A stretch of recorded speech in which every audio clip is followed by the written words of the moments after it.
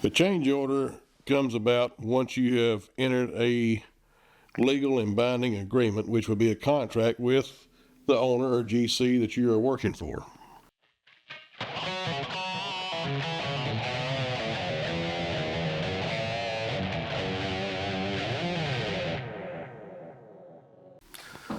Welcome to ProfitDig Live. Jeff, doing all right? Good, Jerry. How you, bud? Doing good. Jeff, what is a change order? The change order comes about once you have entered a legal and binding agreement, which would be a contract with the owner or GC that you are working for. And what a change order is you've got a contract that you both have agreed on the scope of work you're doing. Mm-hmm. When something comes up that's outside that scope of work that you bid on, then that's where a change order comes in. You are requesting by giving information and cost to the GC or owner that, hey, our scope has changed. This is what it's going to cost. We are requesting for an increase in our contract amount by this much. Uh-huh. And it can also be what they call a deductive change order. You have a scope of work that you have bid on, and say they have changed something in design to where if you're bidding utilities, you don't have, maybe some of your footage of pipe went down in your water or sewer, maybe there's a, couple less manholes, maybe the grading has changed, instead of moving, 10,000 cubic yards of dirt, now you're moving 5,000 yards, cubic yards of dirt. Uh-huh. So then at that point, you've got to be able to give a deductive change order because you're not fulfilling the full scope of work you bid on. So you've got to be able to give that money back. So, now you're asking for a decrease in the contract amount.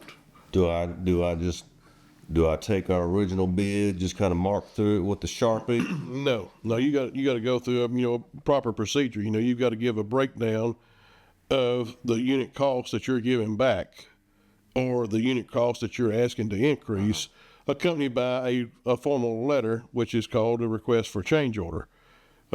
And at that point, you kind of write out the change in scope of work and then say, at the end, you say, please see the attached breakdown for the monetary changes that we are requiring. So what can bring about the need for a change order? Well, it's any kind of change, versus what you bid on. So can it be that there were some things about the job you were not aware of, you have to do this and that? No, not really. I mean, most of the time, it could be, like if you don't have a geological report, and that's why it's good to qualify your bids when you bid, like for rock, exclude your rock excavation, so maybe there wasn't a geo report on this project and you encounter rock. Mm-hmm. Well, at that point, that will be a change order because that's outside the scope of work you bid on. Right. So it's not necessarily always a change. It's depending on how much information you're giving up front. And then, say maybe there's some existing utilities that's there that no one knew about. Uh-huh. And you come across them, well, now these utilities got to be moved. So there wasn't a change to the drawings. There wasn't a change to your scope of work. It's just something you encountered and no one knew about. So yes, that would require, an additive change order as well to relocate those utilities. Have you ever had a circumstance where the client pushed back on the change order? Yes. Okay. Yeah. And at that point, most of the time it's like a monetary amount, they don't agree with the money you're charging. And, if you're comfortable with it and that's what you need to do, that change order, then, stick to your guns. Because most of the time, they're not going to hire somebody else to come in and do part of your work because then you get into warranty situations. Okay. So, therefore, they're probably, if it's going to delay their project, they're going to find a way to pay you your change order and get you to continue to work. So you've got a little bit of leverage there just because of the difficulty of switching to a whole nother contract. Right. Yeah. Because anyway, you're writing a contract inside a contract for a different sub. Right. And most of the time they're going to try to avoid that.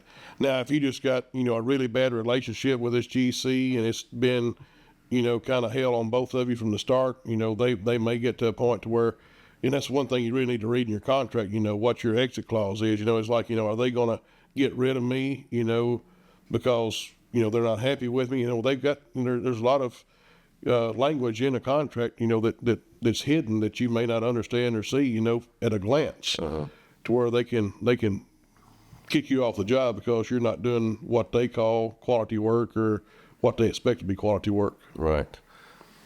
Okay, so a change order, does it look like a bid? Does it have bid items and headers? Is it on its own thing? It can, and there again, it depends on who your client is, who you're working for. A lot of times some GCs have their own documentation. Okay. They want you to format your scope onto that documentation, for that change order.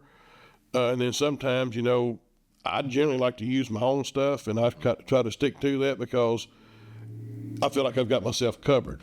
When you use their stuff, a lot of times it's kind of open-ended, so even when I have to use theirs, I will still send my documentation and hey, you approve through yours, but I want you to sign mine as well. Mm-hmm. So I guess it can be handy to use a system like ProfitDig, for example, where you can use those same items you use to create that original bid to also create your change order. Yes. It's all the same format and looks nice and neat. Yes. Good. That's some good information, Jeff. Yes, sir.